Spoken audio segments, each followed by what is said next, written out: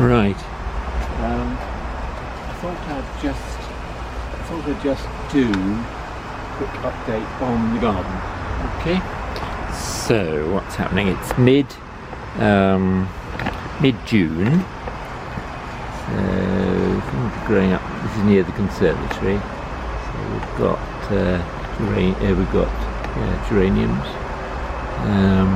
Got a few hanging baskets. There's some wood there from a tree that was over there. We're going to show you over there because that's where I'm doing my next. Shed. It's a shed for Stephen's stuff. So we've got one shed, two sheds. Stephen's painted that shed purple, and then there's a hole here. So it goes in. Tomorrow some chippings arriving.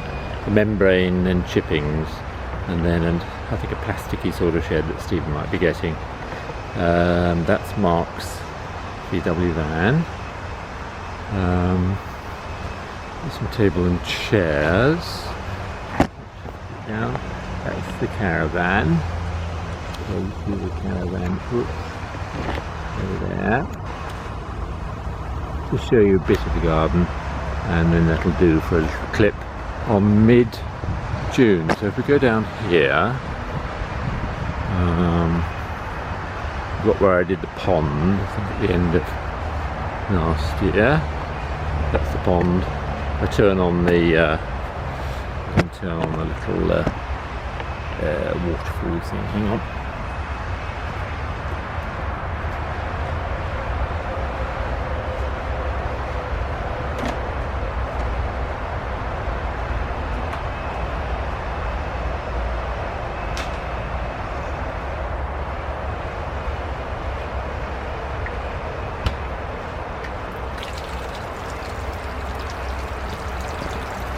So yes, when I turn on the electricity, we get a waterfall. There we are. And that's a little pond. I moved my. Oh, that I think looks as if it should be a bit of sculpture sometime. It's just a root in a tree where the new shed's going to be. So yeah, grass has sort of grown up here. My log table I moved to get a bit of sunshine, do a bit of potting out.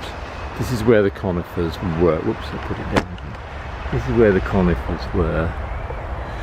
You can see the stumps. That's meant to be a chair at some stage, those two. There's lots and lots of daffs in for next year. Lots of cuttings. This is an orange tree. It's in Portugal. Get oranges 3 times a year. In England, it's fairly unusual to be able to grow oranges. It's growing in a pot, but we've got the flowers for next year. Also got the cuttings. My raised bed that I did, I tried to grow peas. I got a few peas, but most of them got eaten by the mice, but I got potatoes over there.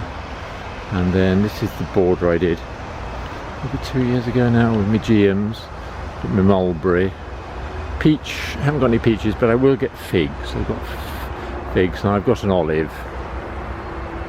There's an olive and a few climbers. Our neighbour's back from New Zealand, so you can see him in the background. You can probably hear the motorway noise in the background. I'll just go down to the bottom of the garden. We've got plenty of logs for next winter to keep us warm. Probably is almost a winter's worth, but we've got many more piles you're chopping up. This is going down the bottom of the garden.